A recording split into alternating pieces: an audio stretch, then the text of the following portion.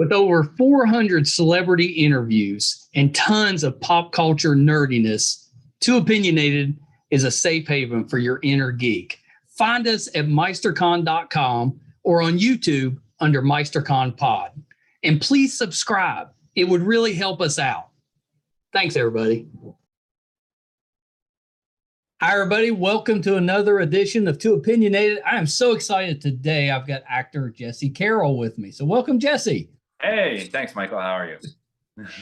I'm doing so good. You know, I gave you pretty much my itinerary for the entire month of October off camera. So no, we did the whole podcast before we even started recording. We did, which I'm kind of notorious for that. I'll have like an entire interview, like this great conversation, and just forget to hit record. Yeah. And then we get on air and we're like, well, we've already talked about everything. Yeah. So we don't know. You know, we were talking about auditions and people getting, on set and kind of freezing up or forgetting a line or something like that. Yeah. Well, I've had podcasts where I'll have somebody on, we'll do the entire podcast and something will go wrong. Now it's been, thankfully Zoom came along and that fixed most of that, but something will go wrong. And then we've lost all these great stories. Like at the end of it, I'm thinking, oh, this was a great interview. And then I go back and look and I'm like, there's nothing there. So then you got to call the person back and you're like, and I'm thinking, well, this is going to be terrible. There's no way we can have the same stories and have it be as good. But yeah. you get an actor, no big deal to them. They come back on, give the exact same stories, the same reactions, same emotions. It's like it's the first time that they've ever told the story. I'm like, well, okay. They're good at it. We're good at it. You know what? You make it really easy too. Like, I mean, you're a really personal person. You're fun to hang out with. So, I'm sure It's nice of you to say. Well, I'm done. That's all I had. I was just fishing for that compliment. And now I can. Perfect. Well, so Jesse, let's start this way. Tell me a little bit about, what got you into the entertainment business? What made you want to become an actor? Star Wars. When I was a kid. That's a good answer. Yeah, 100%. When I was a little kid and I first saw Star Wars, my head exploded and I wanted to be a Jedi. And my parents were like, listen, that's not like an actual thing. That's like somebody's job. I'm like, well, hold on. You can do that as a job? And they were like, yeah. I'm like, okay, sweet. So I'm going to be an actor and then be a Jedi. So I haven't achieved being a Jedi yet, but well, they're making like a zillion Star Wars TV shows and movies now. So there's a chance. I know, right? You've kind of got that Jedi look. If you put the robes on and gave you a lightsaber, I think you could pull it off. Sweet. I am sending this to George Lucas, this whole podcast. I'm like, see? What was your Star Wars? Was it the original New Hope, or was it one of the it was the original New Hope. I remember watching that. I was like, oh my God. When I first saw that, I mean, it came out, I think, just before I was born, maybe a year before I was born. Was it 1977 or something? Yeah. Yeah. So I was born in 78. And I remember watching that when I was like maybe 4 or 5 years old. And it was like, I was living in Ontario with my parents, and my dad had like got some kind of cable box that he was trying to like fix together with like a fork and utensils and get some kind of sort of reception because it just come out on like cable TV or something. Yeah. For the first time. And I remember watching it and it was like coming in and out of picture and like going from like color to black and white because the reception, and still just seeing it, I was like, oh my God. And then when I finally got to see it, like on a cassette player, wow. Yeah. I'd never seen anything like it before. And I was just obsessed. Kids that are growing up now, they don't understand the struggle of having to watch something on, a crappy TV with crappy reception. Yeah. And it didn't matter to us because we didn't know any better. No.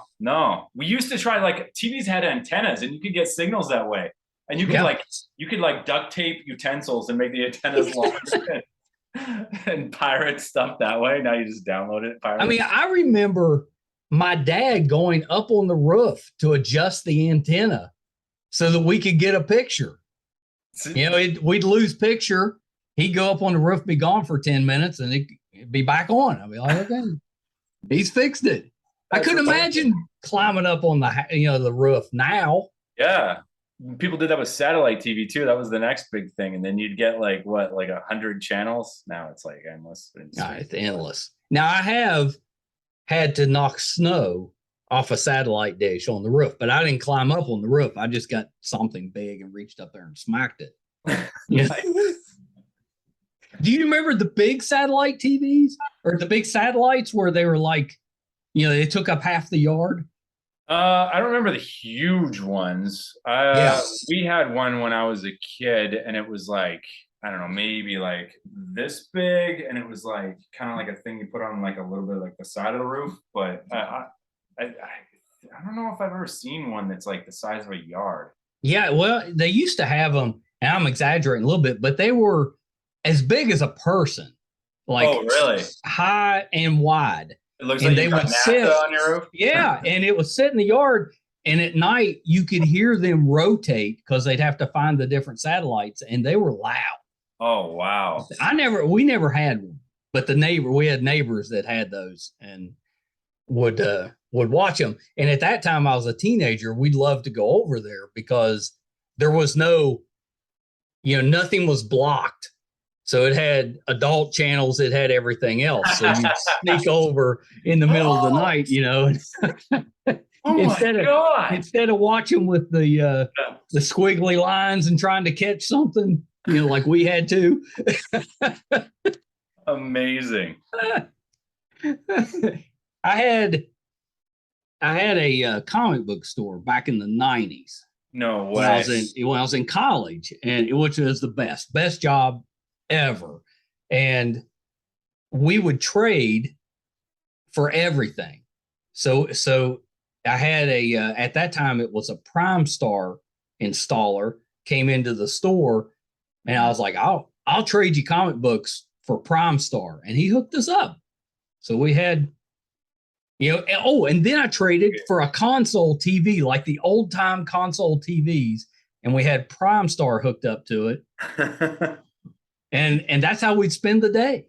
This is like a blast from the past. This is awesome. Yeah, it's pretty good. So Star Wars inspired you. Mm. So where'd you go from there? How did you get into it? My uncle Mike, he's an actor. His name's Michael Rogers. He's really good at a lot of stuff. He started doing that when I was like, I think I first saw him on TV when I was like 8 or 9 years old. And it seemed something possible to me at that point. A part of my family that I was in contact with was actually an actor.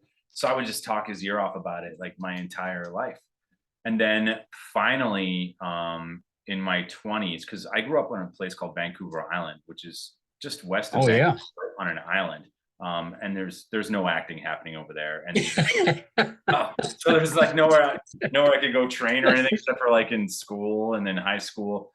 But acting was starting to get big in Vancouver when I was around like 19, 20, and at 21, I ended up moving to Vancouver and training for it, but there still just wasn't enough productions happening at the time. So I ended up getting into stand-up comedy, and I did that for like a decade or just over, and ended up touring across Australia and New Zealand. Oh, nice. Yeah. It was fun. I did the Melbourne International Comedy Festival twice. And then I got tired of the life, and I really wanted to give acting a shot again. So I moved back to Vancouver, and I got an agent and got into it and started booking right away. And of course, this time all the streaming services were like hitting their height, and there was way more productions. And I started making a career out of that and voiceover. And now I'm here in New York. Yeah, I've always heard that it's tougher to break into the voice acting part of it than it is to the regular acting. Yeah, you know what? I've heard that too, but I actually, it was so quick. I wouldn't say easy because I put in a lot of work. When I decided I wanted to get into voice acting, I went out and got my equipment because I found out that you could do it from home. Like this is about 5 years ago. That's a good perk. Yeah, 5 years ago. And I was like, when I first found out about it, and I researched it on YouTube and found out you could just set up a home studio at home. You could do pretty much any job that you can do in a studio at home. And I was like, oh, wow, this is like a whole revolution. So I started doing it and spending 5-6 hours a day, middle of my day at it. And then eventually within 6 months, it was pretty much replacing my job at a nightclub. And the rest was history. And I had a way in between acting jobs to be able to supplement my income. And it's changed my life. It took off really, really quickly, way quicker than I ever thought of it. I know you've done commercials for like everybody. Yeah. Yeah, pretty much. Pretty much. Like Amazon, like Best Buy, Nintendo. Like it's I mean, that's not bad. It's not bad. It's not. I've really enjoyed it. I also have a show on a History channel, and it's also on Hulu now in the States called Backroad Truckers, about a bunch of I narrate the show. It's kind of like Ice Road Truckers, but they swear more. And they're in Canada. They have Canadian accents. They're like, oh, yeah, I think they showed it on the History Channel. Yeah, they do. Yeah, it's a really fun show. Everybody should check it out. That was my first TV narration job. I started doing that about 2 years ago, and we just finished doing the second season, which will air in 2023 sometime. I don't know when. But now the next thing to tackle is I haven't really done much video games and animation, just some independent stuff. And I was going to bring that up to ask if you had done either of those. That's my next thing. I've been really close to some projects that, like, if I didn't have an NDA, I'd talk about right now, but they make you sign a bunch of stuff that you can't talk about it. But it's along the lines of things that we've already been talking about. Yeah. If you get what I mean. That's exciting. Yeah. So, I'm definitely getting out there for that kind of stuff, and hopefully that part will kind of hit. And then I've got the trifecta. Be doing consistent on-camera acting and voiceovers for commercials, and then animation and video games, and then world domination next. I was going to say, that's pretty busy though. Yeah. Not leaving much downtime. No, well, I like being busy. I really like doing it. You know what I mean? Like they say, if you do something that you love, you'll never work a day in your life. And I really found that whenever I'm not working, that's when I'm like, oh man, I get bored and kind of like down on myself. I'm like, what am I going to do now? I want to work. Whenever, I'll tell you, when you work and you're acting and you're on set and you're filming a movie or a show, if you spend any significant time there, it can become like a family. And that last day that you're on set, it's sad. People cry, they hug, because it's over. And well, you're spending the bulk of your time on set with these people. I could see that. You get connected. Yeah, you do. You build a connection. There's a lot of downtime between shots. You often end up just talking with people, and they're artistic people too. You know what I mean? Like everyone really is open, and you share a lot of personal stuff, and then it just abruptly ends, and then you just go back to life. Like, well, were you on set for the narration for the trucker show, or did you do that, remotely? Yeah, I did that remotely. So what they do is they film all that stuff first.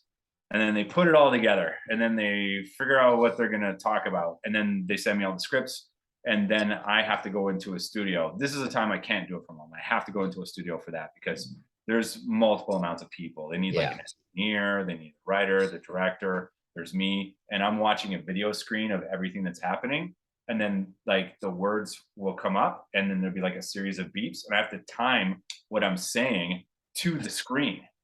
And it can be tough sometimes. I was gonna say that's not as easy as I was expecting it to be. It's not. That sounds hard. One of the harder parts about it that I wasn't preparing for is that these are like back roads, like Canadian, small town people that have the craziest accents, and they say the most insane things sometimes. Like, some of the insults that they'll say to each other, I'm like, wow, how did they even come up with that? And they're swearing all the time, and between them swearing, I've got to be able to say my thing. And sometimes I'll confuse their beeps with the beeps that I'm supposed to hear when I'm supposed to start talking.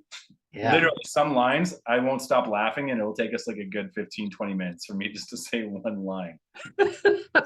I'm like, can you turn their volume off just so I can get through this? Yeah. Well, have they ever just given you the video and let you improv? No, we don't usually improv. There's like an idea of what we want to say, but I get to add stuff in. So it's very collaborative when we're working on it. And if there's a line that when I'm narrating the scene and talking about what's happening and things, that struggles that people are going through, sometimes it's just not working. The flow isn't right. So I've done it quite a bit, so I'll suggest something and they're usually really open to that, or they'll just ask me straight up. They're like, what do you think? So Yeah. that's been fun that way, but it's not so much something that you do off the cuff. I think that would be hilarious. I would watch that show. You know what? Maybe I'll record a few episodes of it with my phone and then do the new voiceover for it. It kind of be like Mystery Science Theater, but for voiceover or for backroad truckers. Yeah, for sure.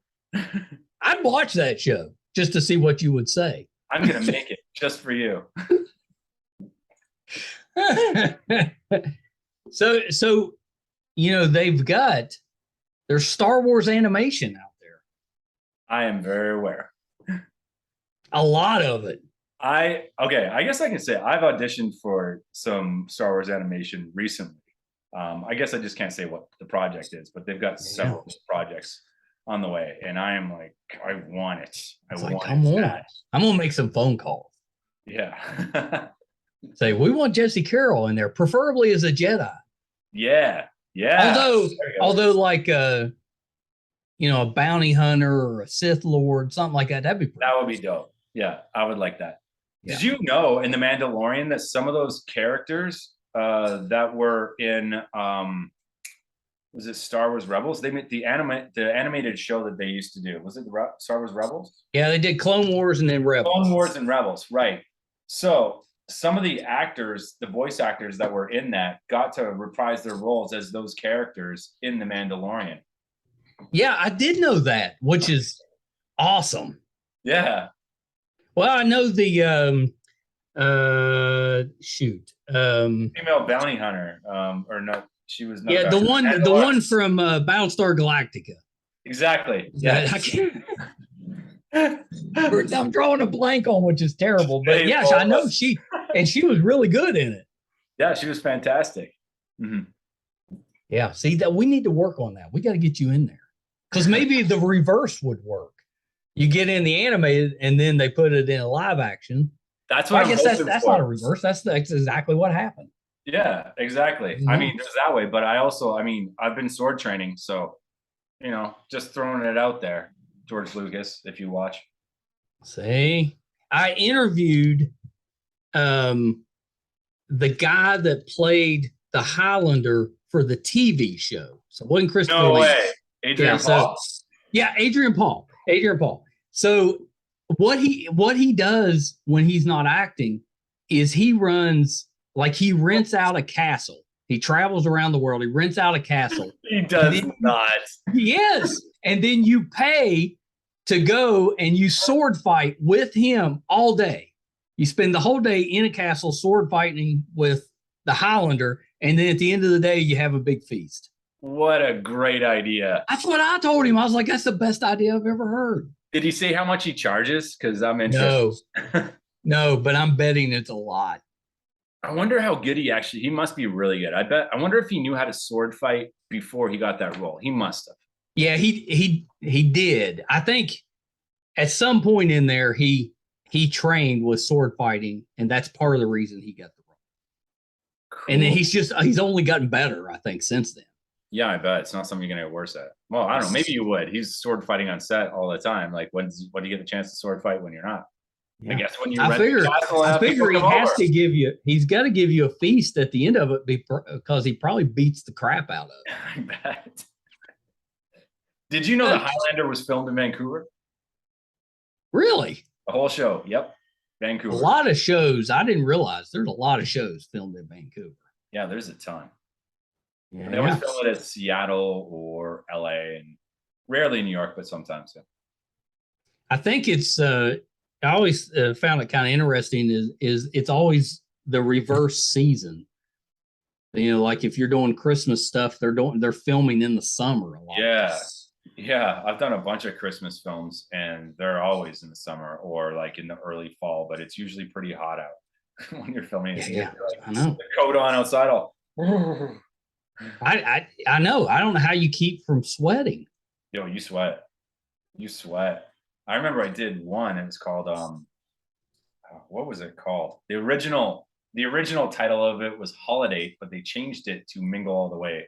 because miraculously there was another Christmas film that was in the works that already took the title of Holiday. Go figure. Mingle All the Way is better anyway.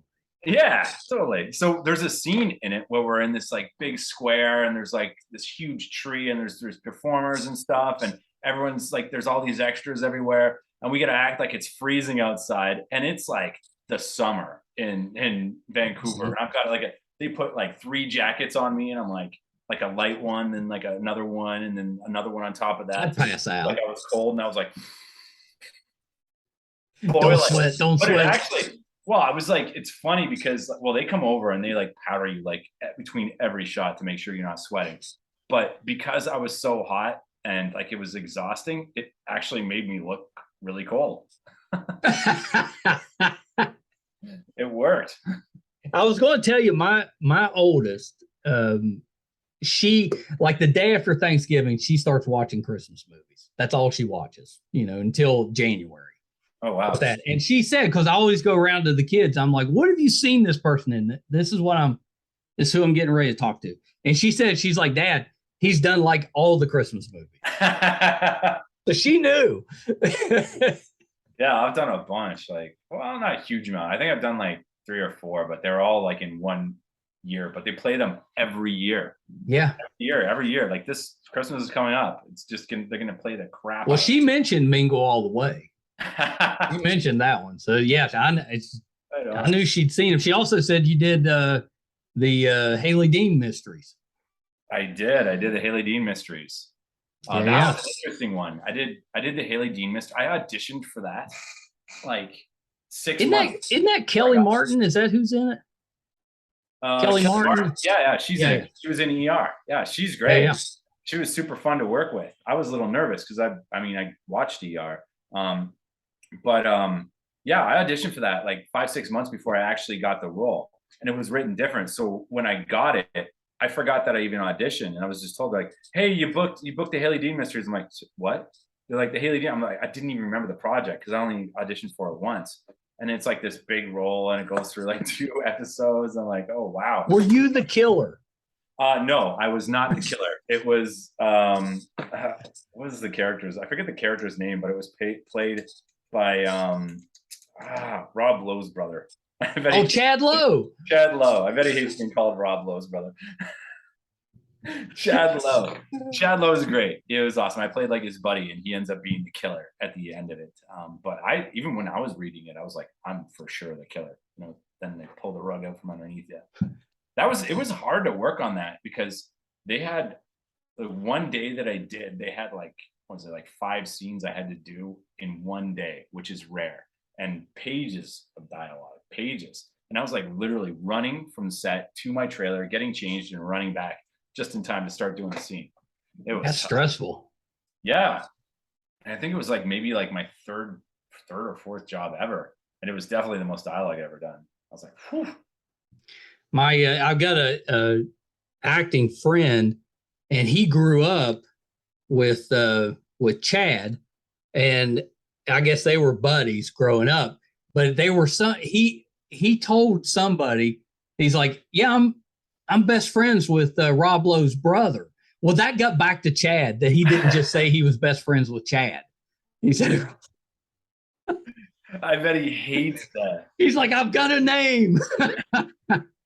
And he's a super nice guy. Like, he's like, I thought when I got to the set, I thought it was going to be like kind of him and Kelly in like a different green room, because they put you in these rooms while you're waiting to like, quiet and go over your lines and stuff. They put us all together, and he was super talkative and, interested about me and the other actors that were there. That's awesome. Yeah, he was great. He was awesome to work with. Yeah, I think he does a lot of directing. He does a lot of that. Mm-hmm. And he was on another show, Pretty Little Liars, for a while. Played one of the girls. Oh yeah. That's another one my oldest is all about. Yeah, because they've got a new one that just came out. Yep. Prettier Little Liars. Prettier and Little Liars. Or maybe they're bigger now. Pretty big liars. Bigger, uglier liars. Bigger, uglier, older liars. Are you Are you still doing any comedy? Are you still doing some stand-up? You know, like when I first got to New York, I was kind of thinking about getting back into it. And I went and did like just kind of like an open mic night. And I was Yeah. just like, the thing about it, doing comedy, it requires so much time and energy. Nobody sees it, but it's a lifestyle. Like that's what you do. Yeah. There's no, you don't really compartmentalize it. Maybe some people can, but I don't know anyone that does. It's pretty much from the time you wake up to the time you go to sleep. You are writing comedy, thinking about comedy, or any situation. You could be like in a fight with like your girlfriend or boyfriend or whatever, and you'd be like, "What's funny about this?" And you're like, "Hold on a second, I got to write that down before I forget." You know what I mean? Like anything. Did you keep a notepad by the bed in case something came to you, overnight? When I first started doing it, I kept a tape recorder so I could actually capture the context of what I thought was funny. But then I'd like go out drunk and I'd say random things and like, write that down. And I'm like, I listened to it, I'm like, that's not funny at all. I don't get it. So then I started writing stuff in a notepad, and then I would like lose my notepad and I'd freak out. So I just kept it. I've got like I still kind of do it every now and then. I have a notes app open up, and I'll like write something down if it's like, if I think it's really funny, and just hold on to it. And then you go through like a whole phase of like, sifting through all this stuff and trying to rework it and telling it on stage and finding out after 15 hours of working on it that it's not funny, or finding out the one you just thought of that's not even really fleshed out yet. Everyone thinks is the funniest joke of all time. You spent like 5 minutes on it. Like, I think the problem with stand-up comedy is it happens too late at night. Like you can't go to a comedy club at 4:00 in the afternoon. You can't, but nobody wants to laugh at 4:00 in the afternoon either. No, well, maybe that's it.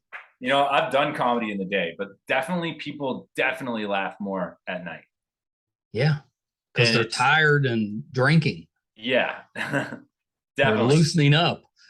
I've done. Man, I did the Perth Fringe Festival, and I was doing a show with Arj Barker, and we had to do comedy in the day in the middle of the square. It was like, I think 2:00 in the afternoon, and it was a festival. So I was like, sure, why not? They asked me to do it. And, I get to open up for Arch, which is great. And there's all these kids. And I was kind of like my act was like a little dirty, and like, it was like talk about things the kids don't want to hear about. So I'm like, what do I say now? Like these rows of kids in the front. So I started like taking like Tom and Jerry and like trying to make jokes about that, and like trying to like torture my brother, like because I watched too much Tom and Jerry, and telling him to stick a fork in a light socket and stuff, and the kids were losing it. It worked. Oh yeah, kids love that kind of stuff. Like anytime like somebody gets hurt like a cartoon character, they laugh. See, I need to remember that just on the off chance I accidentally wander on stage during the day with a bunch of kids. Yeah, just talk about the stuff that they like. Yeah, that's pretty good though if you're doing it on the spot. Yeah, it was well, there's some stuff that I could still talk about that was from my set. I just had to like on the fly clean it up and like kind of like say certain things like without the punchline, and just kind of like wink at the parents, and then they would laugh because they'd understand like what I couldn't say because of the kids. Some comedians didn't care. They went up and just said whatever, and the kids were like, "Oh!" Then I was like, "Damn it! I wish I would have done that." Don't go first. Yeah, exactly. Let a few of them go. See how it works out. Well, I was in Australia, and I mean, the border guards swear at you when you walk in. Like it's part of their culture. They swear and they drink in Australia like you've never seen. Seriously, even just to walk into that country, they hand you a beer bong with your passport back. Well, it's so, I mean, they've got like every deadly animal and insect on the planet. So they probably are used to swearing just because of that. Man, one of my friends in Melbourne, his neighbor died from getting bit by a brown snake. He was in his backyard and he was like mowing the lawn, and he got bit by a brown snake, and like called 911, but dead by the time they got there. You basically have, I think, 10 minutes if one of those things bite you. That's not enough time to get anywhere. No. That's about all you'd have time to do is maybe write a note. Yeah, pretty much. It was a snake. Yeah. Or you get to like, it was a snake. Oh, wow. That's quick. He didn't even finish Snake. Yeah, it's. All the guys started a joke about it. It was a long time. I've always wanted to go to Australia, but only certain parts of it. I was there for a couple of years, and then came back the year after, and I didn't run into any snakes or any dangerous animals. Even when I was in Adelaide doing a fringe festival there, we did like a night hike, and we brought a snake catcher with us, somebody that's trained about where snakes are going to be and how to, like, you know, get them out of the way and catch them basically so they don't bite you. And we didn't run into any snakes. We ran into a lot of kangaroos, and there was a koala bear that fell out of a tree. They do this. They fell out. Yeah, this is like a thing. So there's like, they have koala rescue program, like 24 hours. You can call somebody and they'll come and rescue a koala. Yeah, so we're in like literally the outback, and a koala was on the ground. It was kind of like moving. We're like, oh my God, let's rescue it. And then like somebody grabbed it, put it, and like you're not supposed to really touch it with your hands because they're famous for having chlamydia. They give each other chlamydia. Right. Yeah. So like we put it in a backpack, and we were like rushing out of like the outback to try and get to civilization and meet at the bottom of this kind of like mountain sort of thing. There was koala rescue waiting for us to get there, and then one of the comedians started playing the ET theme music. It was so funny. Yeah. Aren't they? Yeah, we rescued the koala. That was they weren't worried about the koala getting upset that somebody was putting it in a backpack? The koala was it was like not doing well. Oh, it wasn't doing too good. No, it was. It fell out of a tree. It was a high up tree. Have you seen the eucalyptus tree? Yeah, they're big. Yeah, it must have fell, I'd say a good 30, 40 feet. Right onto the hard packed ground. So yeah, this is great. I'm talking about snakes killing people, koala bears. Tell you what. Wow. That has not made me want to go to Australia anymore than I did before. The beer is good. The weather's great. The people are funny. They are funny people. My brother came in town to visit, stayed with my parents. So he's sleeping down in the basement, and they've got a wood burning stove, and had like a vase on top of the stove. They don't use the stove anymore, so they had a vase sitting on top of the stove. So he's going to sleep, and he turns the light out, and snakes started coming out of that vase. Like he said, it was like, you know, somebody was playing one of those flutes or whatever, and they were coming up out of the. Oh my God! I guess they had gotten into the chimney some way, and then got through a crack, and then went into that vase, I guess. And when he turned the lights out, they were all. But it wasn't just one; it was like half a dozen of them. Oh my God! Yeah. What kind of snakes? Were they poisonous? No, they weren't poisonous. Apparently, it was like the lamest group of snakes ever. They're like black snakes, and they had little rings on them. Oh. they were like just big worms. Oh, okay. They were a couple feet long each. But they said they weren't really dangerous. But needless to say, he did not stay downstairs. Well, anyway. I'll tell you this. When I see, I'm not like afraid of snakes. I just understand, like, from being in Australia for a while, I understand like what they can do. And the deadliest ones are the ones that don't look deadly at all. Yeah. Like, they're smaller. They're about that long. They're just like little black things, maybe a couple stripes on them, but those are the ones that kill you like super quick. Yeah. Well, it's not like, on TV, though, it's always like a cobra or, something. It's this monster snake. No, that's not, nobody ever runs into those. It's the little ones, that are hiding under a rock or something. Yeah. Yeah. I don't know how we got off on this, but. Sorry. It was me. What else? Let's talk about more people dying from snakes. So I saw you did a little bit of the festival circuit for a little short film that you're. Yeah, I did a short film called Smoke Eater, and it's about a day in the life of a female firefighter back in 1981. And she brings her daughter with her to work and to see what it's like. And I play Kurt, who's one of the firemen at the station, who shows her daughter Robin around and acts like a real nice guy. And then later on at night, when we're all in the barracks sleeping, I try to take advantage of her mom. So we find out that my character is not such a good guy. Yeah. It's really well done, and I'm proud of it. The director and writer are amazing, and they got into the New Hampshire Film Festival, it's a qualifier for the Oscars for short films. So That's awesome. Yeah, it was great. I mean, is there intention to turn it into a full-size movie at some point? That's always a possibility with short films. Yeah. I think with this one, her main focus was to try and capture the parallels between what it was like for women to go to work in a male-dominated industry and what it's still like today in many ways. Yeah. So I think that's what she was going for. But I mean, I would love to see a movie about a female firefighter back in the 1980s. Yeah.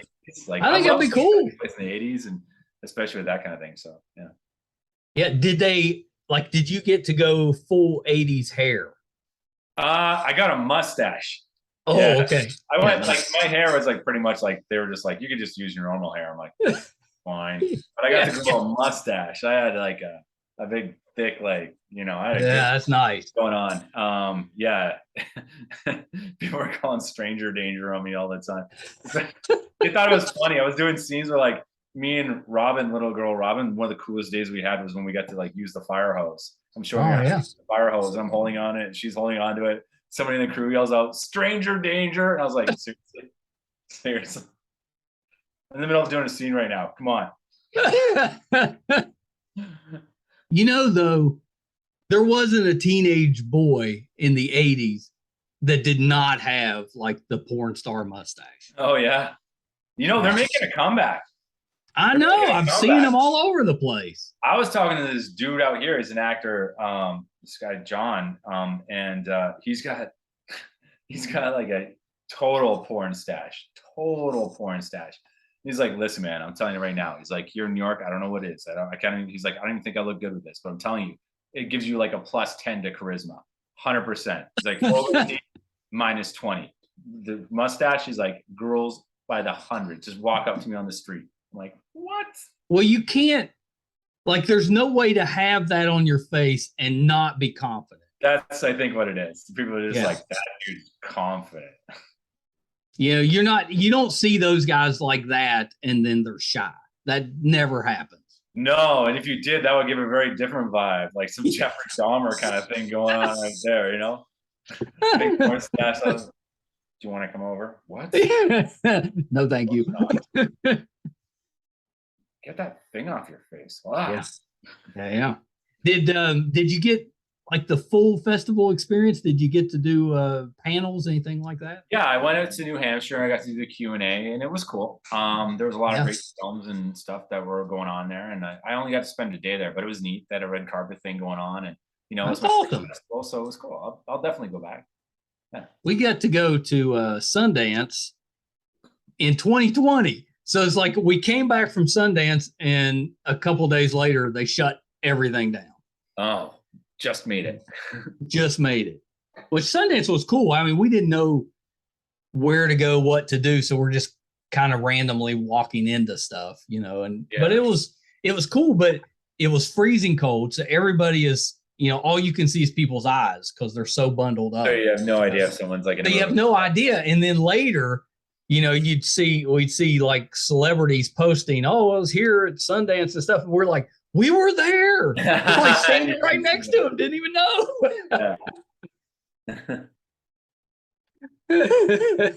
I don't think they've had one since. I think the last two have been virtual. Maybe they'll do one this year. I'd love to go. Yeah, you should definitely go if you get a chance, because we'd never been to Utah, which was cool. You get to go, but it's in like the whole film festival's on this little block of street. Oh, really? And it's just like you probably got a couple dozen buildings, and there's stuff going on in every single building. But is it busy? It's busy. It's packed. People everywhere. Cool. Yeah, it was fun. It was fun. It was good. Good experience. But if I went back, I would try to plan it out just a little bit better instead of just wandering around randomly. Well, see, I saw the weirdest stuff. Oh, really? I mean, just movie wise, because you don't know. Like if it's a really big movie, it'd be tough to get a ticket for. But sometimes you just wander in and they're handing you tickets. You're like, okay, I'll check it out. Yeah. And then you go in and you're like, what am I watching? That's the festival. That's a festival experience. Sometimes it turns into like a great experience when you go see one and you're like, whoa, like I remember way back, I was at the Vancouver Film Festival, and I went and watched a documentary that I didn't really know what I was going to see. And it was a documentary that inspired the movie Monster that Charlize Theron was in. And it was about, Oh, really? yeah, it was about Kathleen Warnos, the female serial killer. Yeah. It was like, it was filmed like as an interview with her, and the camera's on her face the entire time. It was really disturbing and off-putting and like heartbreaking. I was like, oh my God. It was a bit much, but like, yeah, it was an experience. Yeah. Yeah. That'd be kind of cool, which is what I was hoping we would run into, but no. We ran into stuff, and you're in there and you're like looking around at other people, and you've got some that are pretending like they get it, and I'm like, you don't get it. Like how weird, like super artsy stuff where people are very artsy things stuff and making noises, banging tambourines for no reason. And yeah, that's basically what it was. I think I was there. But I would go back in heartbeat. Yeah. It was a good time. Even though it was very strange at times. It was fun. And there's just something about being in a room full of people experiencing something strange together. That's kind of cool. You tell me about it. I'm in New York. I end up in situations like that all the time here. You go see a show and you're like, a friend invites you and like, oh, come see this thing. My friend's in it. And you go see and you're like, oh, yeah. Wow. Okay. That happened. Does once you started doing commercials, do you still have to audition for them, or do they just call you and say, we want you to do this commercial? It's a mix. Sometimes, yeah, I get straight up offers. And sometimes you got to audition. The auditioning even in like film and TV, like everything, it never really stops no matter how far you get. I was watching an interview with Anna de Armas, who's in the Blonde movie about Marilyn Monroe. And she's already a star, but she had to audition for that. She said something like 8 times before she got the role. And she had to keep going. Really? Like, yeah, I'm like, it's never going to end. So I think the thing is, it's just like when people are forking out major cash to try and, they want their project to work and they want to make sure they got the right person, because if they don't, it won't work, They kind of want to test it out and hear what you like first. So yeah, I still audition, but I also get offers. So that's nice. I saw you in the Imperfects. Right on. That was fun. I got to work with Rekha Sharma. She was in I love her. Yeah. She was great. She was really fun to work with. So yeah. I've tried a couple times to get her on the show, but no luck so far. I'm gonna keep. I'll tell her. Yeah, you tell her. I've been chasing her down very politely. Not creepy in any way. Maybe this is the connection. You never know. That's how that's how a lot of this stuff works, is word of mouth. It's all it's just like with acting, it's all relationships. So the longer you do it, the more people you get to know, and it gets easier. Yeah, 100%. Yeah. I mean, in acting too, in film, like you definitely want to have a skill set, but knowing people can definitely help for sure. Well, and the more often you audition, even if you're not getting the roles, if people see you and then something comes up later and they're like, oh, there was this guy that we saw, a year ago that would be really good in this. And then you might get a call and you come in and get the audition for that.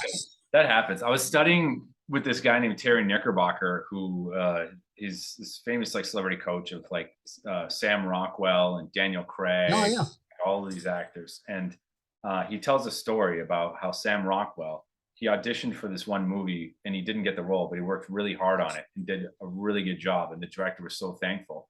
And then 10 years later, that director wrote a movie called Moon for Sam Rockwell. That's a great movie. Audition that he did. Yeah. And he got nominated for an Oscar for it. And I was like, wow, so that can happen even that far away. No matter what, you want to be doing the best job you can, because you never know when that's going to, come back and serve you. I've heard that a lot. You definitely don't want to just be having a bad day and go in and dog it. No. You never know who's going to be watching. That's the thing. It's funny because like when you do these self-tapes, you forget sometimes that somebody's going to watch it, or at least you hope they watch it. because you can get like sometimes, I've had to do 3 in a day before, and that takes up a lot of time, especially when you get up like 9 pages, 10 pages. And Yeah. sometimes you're like, I'm just gonna phone it in. And you're like, no, I'm not gonna phone it in because this is how I represent myself, and I got to show up. I got to show them what I can do because Yeah. maybe you will get that role, maybe you won't, but you want them to remember you. They're like, that one guy, he wasn't right for this, but man, I want him in something. Yeah. I think that happens a ton. Yeah. Have you ever gotten like all the way to the end for a role and then didn't get it, but then the role turned out to be kind of big? Yeah. The role. Well, okay. So I flubbed an audition in such like an epic way. But the role turned out to be smaller than it was originally, which I'm thankful for. But Yeah, that helps. It was such an epic bomb that the director still remembers it. He's a very famous director. So it was for a movie called Shooter, starring Mark Wahlberg. Yeah, I've seen that movie. Yeah, with Antoine Fuqua. So it was like it was a smaller role, but it ended up being like I think they even cut it from the film. But it was basically like Mark Wahlberg's like off in the woods, like hiding somewhere from like whoever's coming to get him. I haven't seen it. I didn't watch it. And there's like a FedEx guy that like comes and like tries to deliver him a package, and maybe it's a bomb or something like that. I didn't totally know because they don't let you read the whole script. So I did the original audition, and there was a bunch of lines for it, and then I got a call back, so I had to go to studio. And like I'm sweating bullets now. I'm like, oh my god, like, who's gonna be there? There's gonna be producers and writers, and it's between me and like I think 2 other guys.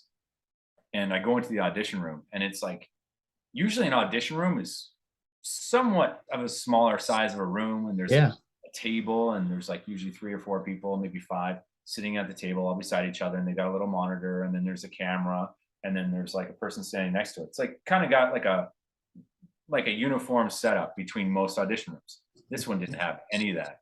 I walk in this room, and it's giant. It's like an airplane hangar. I'm like, okay. And yeah, it's intimidating. Huge. Yeah. Well, and then it's a huge boardroom table just off to the side.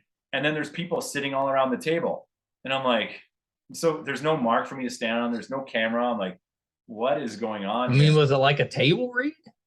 Well, that's what I didn't understand. I'm like, so I walk in the room and I'm looking at the table, and the casting director introduced me to Antoine Fuqua. And he was super cool. He's like sitting there, got all these chains on and everything. He's like, hey man, how you doing? I'm like, good. He's like, so you get the notes? You got something prepared for us? I'm like, so my agent at the time didn't tell me that. I guess they were expecting me to come up with some kind of improv because he's really into like bringing their own stuff to the role, some kind of improv or some idea that I was supposed to write, prepare, and bring into the room. And instead of what I should have done is stop and be like, I'm not quite sure what you mean. Am I not doing like the stuff in the original audition? And then finding out what he wanted, be like, you know what? I didn't get the information. Give me 5 minutes. I'll come back in. I tried to wing it. I was like, yeah, I totally got something prepared for you. Let's do this. So like, I kind of like walked around. I'm like, who's going to read with me? And he's like, I'll read with you. And so I'm like, okay. So I'm like thinking, what am I going to do? I'm like, right. So I start thinking out loud. I'm like, right. I'm in the woods. I've got a package. Mark Wahlberg. I'm like thinking out loud, and like everyone's just like, what is this guy doing? Just process. Yeah. So then I come walking up to him, like walking like as if I'm like walking through a forest. And I walk up to Antoine Fuqua, and I was like, hey man, I got a package for you. He's just staring at me. He's like, not saying anything, just staring. Okay, bud, let's leave it there for you. And I'm like miming the package. I don't even have one. And then I stop. I'm like, I look at him. I'm like, he's like, I'm like, like I feel a little lost here. If you can give me some direction. He's like, nah, man, that's all good. I don't want to make you work any harder. You can go. And I'm like, oh, it sucks. I was dead.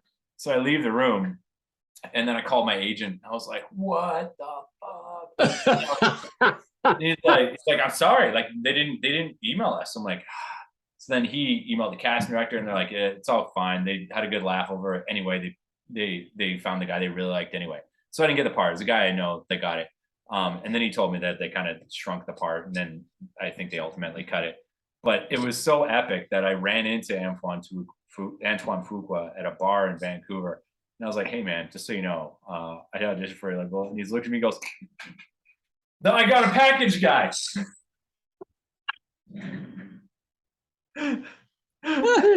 How long did it take you to recover from that? Oh, man.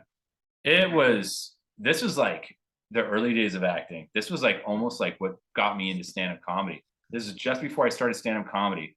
In my acting career, there wasn't a lot of opportunities in Vancouver. There was like randomly you get a audition for a big movie like that. I think there was like maybe 2 other shows that were filming. So auditions were few and far in between. I think that kind of like it shook me so much. And then I found stand-up comedy and I was good at it. Just, you know, and I was just like, I'm putting acting down for now. And I just got into comedy. And I think it took me a decade to recover. But I mean, did you try to do like a Tom and Jerry joke? No, I think I should have. Like that, like it was such an epic bombing that no matter what goes wrong in the room, because you know things happen. Like, and of course we do them at home now, so there's no thought of it. But like, it was such an epic bombing, and it didn't ruin my career. The casting director still sees me. No one talked about it. The director just thought it was funny. Like, yeah, like it's so not a big deal. You make it a big deal in your head. So now, like, it's so not a big deal now that I know if I go into an audition or if I'm on set and it seems like there's some information I didn't get, I'm gonna stop and be like, hey, hold on a second, I need to know and then be like, okay, I got the confidence to be like, give me 10 minutes. I need to, you know, work on this and make sure it's something worth shooting. Give me a minute. It actually helped you in the long run. It definitely helped me. And you know what? From doing stand-up comedy, and like the only way to get good at stand-up comedy is to bomb. Like everybody goes through it. They still go through it. I guarantee Chris Rock still bombs. Guarantee it. Yeah. You never know. Like it could be you're having an off day, or just like you're phoning it in, or the audience just they're somewhere else in their mind. They don't care. They had a bad day. But the stand-up comedy, you have to bomb to get good at it. And I've done so much of it that like there's very few situations with social pressure that would ever even faze me anymore. You stand up in front of a room full of 300 people and you drop a joke and you get silence. You learn to get over that real quick. Yeah. Well, you better. Yeah, or you just crumble. You're like, ah. Have you ever been heckled? Oh my God, yeah. Yeah. Are you good? Or do you know? Can you give it back, or does it you just ignore it? No, the thing about it is one of the cool things about comedy is that you've got a microphone, the heckler doesn't. So most of the people can't even hear what they're saying. So there's a trick to it. If there's any aspiring stand-up comedians watching, whenever somebody heckles something to you, repeat what they just said to you back to them so the audience can hear it, but it also buys you a second to think of like something witty. Oh, that's smart. Yeah. You know what I mean? So, and even just be like, you know, if you just repeating what they said, usually the crowd doesn't laugh at what they said. And then you can address that and just be like, comedy's hard, huh? Then everybody just kills themselves laughing at this guy and then they shut the hell up. So I may start doing that just when I have an argument. Yeah. Yeah, it's a good line. Comedy's hard, huh? Is there a genre that you haven't done that you want to get into outside of Star Wars, obviously? You know, well, I really wanted to do like fantasy stuff like Game of Thrones. I did a pilot of that though. And they're trying to sell it right now, so hopefully I'll get to do it. Ooh, is it based on a book series? No, it's based on, so the writer, he comes from Australia and he's come up with his own world. It's so fleshed out. It takes place in like a fantasy world, not unlike Lord of the Rings, but it's a little bit grittier, more like Game of Thrones. And this group called the Guild has basically taken over this area of the world. And they have this stuff called the haze, which is kind of like a psychedelic drug that they peddle to everybody. And they control it. So they kind of control all the goods and services and everything. They kind of act like the mafia. So some people have like almost like wizard-like powers, but it hurts to use it. And they need to be able to utilize the haze. The haze like actually brings magical powers out in some people. So there's this wizard type person named Shanks, and I play Dryak, who's like his companion, and we're like on a mission to go and rid the world of I totally watched that. yeah, it's got orcs and everything. There's this guy, Alex Ponovic from Hawkeye, and he was the lead in Van Helsing. He plays Loki in Snowpiercer. He plays the orc named Drekna, and he's so cool. Like the fight scenes were awesome. They got the full gear and green. They're all green. He's got armor that grows back and all this. Like, well, so that's coming. I hope so. See, the thing with pilots is you make them and they cost a fortune to make, but you never know if it's going to actually make it to series. So this is a really good series. I mean, really good idea. It's really well shot. It's from people that did Van Helsing, Once Upon a Time, Snowpiercer. It's a crew from like all the big shows in Vancouver. That's awesome. Coming together to make this thing. And they had a good backer to make it from LA, and they got some good connections, and they're in the process of trying to sell it right now. So if Netflix fingers crossed. Then I love the fantasy stuff. Have you looked into Wheel of Time? Wheel of Time, yeah. I'm not sure. I want to watch it again. I'm not sure how I feel about it. I never read the books. It was written by Guy Gabriel Kay, right? No, it was Robert Jordan. Robert Jordan. Who's Guy Gabriel Kay? Is he never a fantasy writer, I think? Anyway, I'm sure he is, yeah. Robert Jordan, right? And there's a series of like 8 of them or something like that, right? There's 15 books, 15. And they're all like 1,000 pages each. It's monstrous. So I remember George R.R. Martin saying that he was inspired by Robert Jordan when he was writing Game of Thrones. So I expected it to be a little bit grittier, and I think it felt like they kind of like CW'd it up a bit. It was like almost like for we said the same thing. It was good, but we thought it was going to be better. Yeah, I thought it was going to be a little bit more gritty, and like the way it was hyped up, I really thought it was going to be something like Game of Thrones, but it was a little bit more like The Hobbit. I'd say I think that's fair. Well, you've got Dance of the Dragon is out. They said it's going to run for like 4 seasons or something. Really? That's it? It's a good show. I like it. Have you been watching it? Oh, it's been great. I was nervous because Game of Thrones, that ending was pretty rough. But so I was like, oh, I don't know. But David, it's got David back. Aren't a part of this. It's so funny. Those guys, I have mixed feelings about them because without them, Game of Thrones never would have been made. That's right. It wouldn't have been. But they phoned it in my opinion, so much on that last season that I'm just like, come on. It was bad. All that hard work and then just take a big crap on it. Like, I mean, you could kind of tell the moment that they passed up the source material, they got past what George had actually written, and then it just got worse and worse. Yeah, I think last season he didn't have like ultimate final creative control, final say on which way the story was going to go. You know what I mean? Yeah. Or I think he's got more control on this new show. Yeah, he's in partnership with the writers. Like it's all going to go. Yeah, the dialogue is so much. The dialogue is very reminiscent of the first couple seasons. Yeah, exactly. Yeah, and the actors they picked are great too. That guy who played King Viserys. Oh my gosh. Yeah, his name's Patty something. Man, and I saw an interview with him when he's not in all the gear and everything. I'm like, wow, he's such a different person. This guy's gonna win an Emmy for sure. He should. For sure. Yeah, their casting has been pretty great. And I've heard some people that haven't liked it. I think it's been outstanding. I've really enjoyed it. Yeah, me too. I think some people were in the first episode. Some people were talking about how violent it was and how gratuitous the violence, like when they were like they're trying to open up his wife. Yeah, there is some of that. They probably could have. It was a little over the top at times, but I didn't mind. I mean, I know it's fake, but like some people that weren't prepared for it were like, "Whoa!" So they really went for the shock and awe in the first episode. I mean, chilled out. How do you go into that and not be prepared? I was like, did you not watch Game of Thrones at all? Yeah. Well, me personally, I was watching it with somebody that didn't watch the first season of Game of Thrones, and I felt kind of bad because I didn't know it was coming. I didn't know what we were about to see, and yeah, it really freaked her out. So yeah, that first episode was probably the goriest of the episodes. Yeah, definitely. They were going to. I think the goal was to get people talking about it in any way possible. Yeah. Get some hype. Yeah, that definitely got people talking. But yeah, I've been in love with it. So I mean, as far as a genre that I want to get involved with, I would love to be in the Game of Thrones world. I think that's like right up there with Star Wars because the acting in it is like. I mean, Star Wars is great. It's an awesome story. and there's a lot of my childhood that like goes into it. Right. Game of Thrones would be such a challenge as an actor. Like it just everything is such huge stakes. The writing's incredible. I think it's just some of the best TV that's out there right now. Yeah, I agree. I thought this last episode was probably the best episode I'd seen since the Red Wedding. Yeah, Red Wedding. Yeah, 100%. It was pretty good. Yeah. It was pretty good. It was. It's been interesting with the time jumps.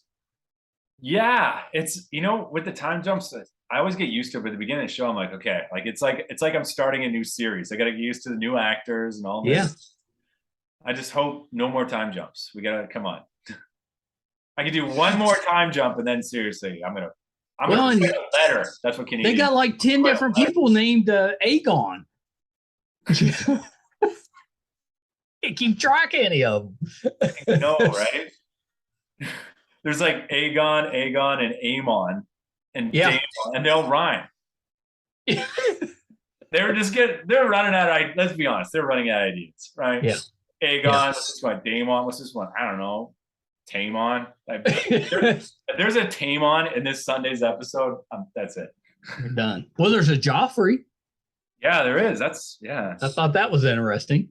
Okay, what do you think about the theory that Bran can like travel, like we might see him because he can like time travel back to like, Bran from like I'd love that.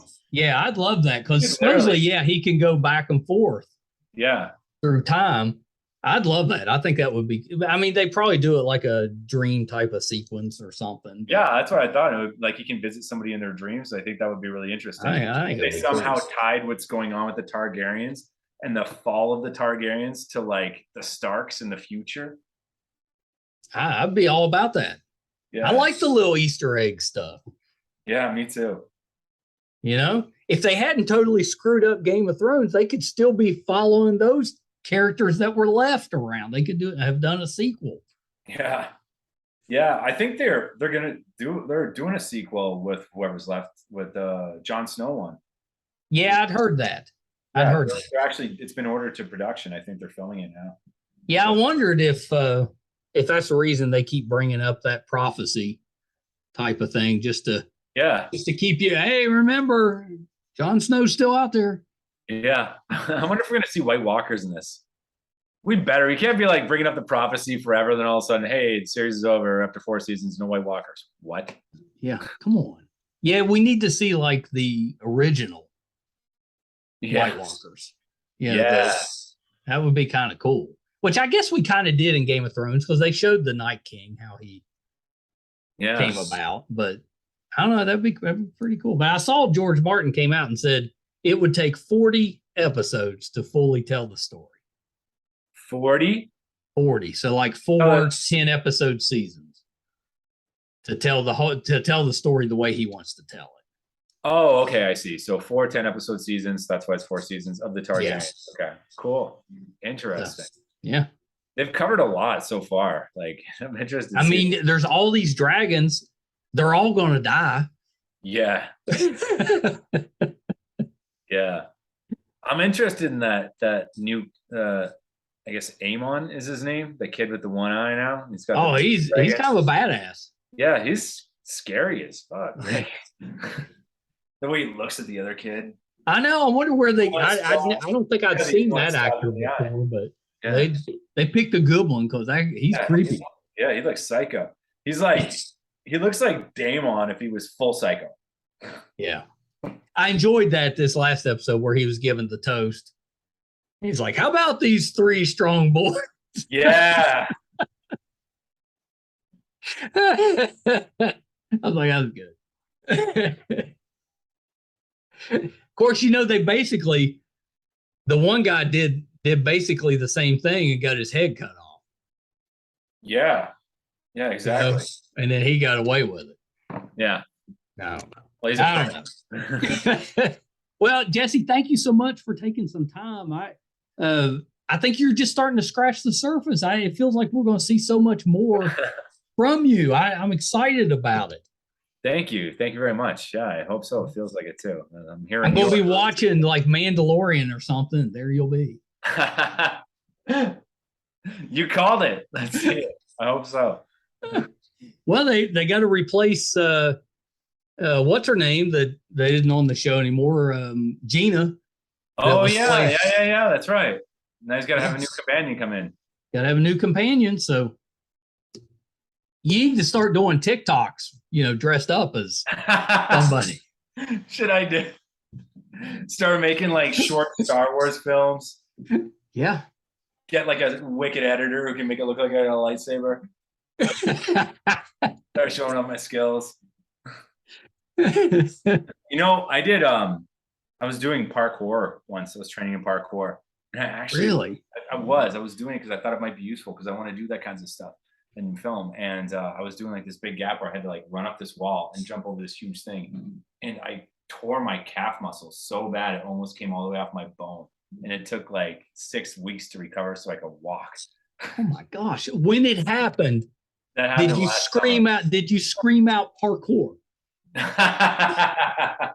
You know how many people have asked me that? I didn't, but we heard it snap though. It was like, I didn't even feel it. Like, it was so weird. It was like, it felt like somebody hit me with like a softball or something, like threw it in my leg. And I was like, what? And I like landed fine. And I was like, oh no. Did it just roll up? I guess, yeah, mostly. Oh my God. Not enough that they needed surgery. It'll just scar down and just keep off of it. And I just did all the things I needed to do and it's healed now. So yeah, that's terrible. But I'm up for it again. More parkour in my future on The Mandalorian. I'm willing to risk my health. All right. My walking ability for this show. I think you need to tell them that. I was training for this show. For The Mandalorian. And I tore my calf muscle. And I was running again in 6 weeks. I am ready. A little bit of a limp, but otherwise fine. Yeah, like all great Sith Lords, I have a limp, That's right. You've got your little distinguishing feature. Exactly.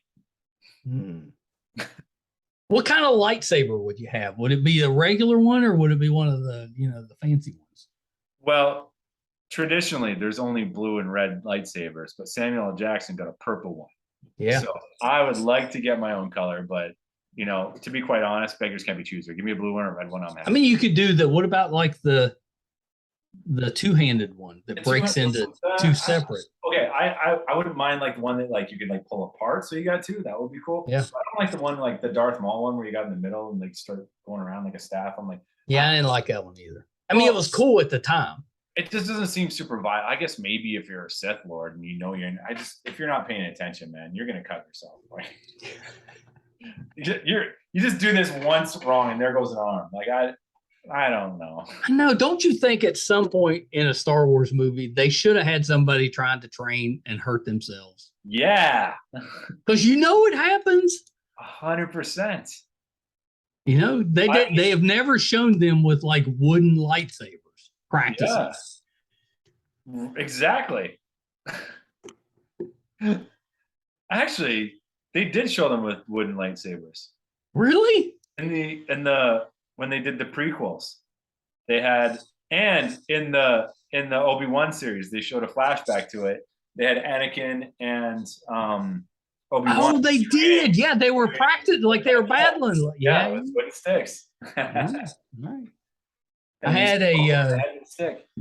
We've got when we bought our studio, the guy we bought it from, he just threw in another building with it. He's like, oh, you can have this one too. And it's basically just an empty building.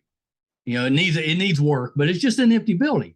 Mm-hmm. Well, then I had a guy came in and he's like, I'm interested in renting out your building. I was like, well, it's just empty. There's nothing in there. And he's like, no, it's perfect. I'm gonna make it into a gym. I was like, okay, maybe I can start coming in for a gym. He's like, yeah. He's like, I train Jedis. He's like, it's we're trying to get it into the Olympics. So the lightsaber fighting into the Olympics. I was like, you know what? You can have it for free. Long time, come watch. That's awesome. I guess there's actual gyms out there where you go and you just fight with fake lightsabers. Well, I know that there's in Vancouver, there's a really good stunt woman. I forget her name, and she's like famous on Instagram for doing lightsaber training. She Oh, does, I've seen her. yeah, she's wild, man. And She's you can badass. you can go and train with her. It costs like a fortune, but you like it's and she'll teach you how to like use a lightsaber and all that. She's in like all the stuff like Deadpool and all that stuff that's filmed. Could she beat Adrian Paul in a castle? It's gonna be like probably. Probably. How old is that guy now? Come on. Well, he's got to be. Yeah, he does it, but like during the interview, he looks exactly the same. Maybe him. Doesn't look like he's aged at all.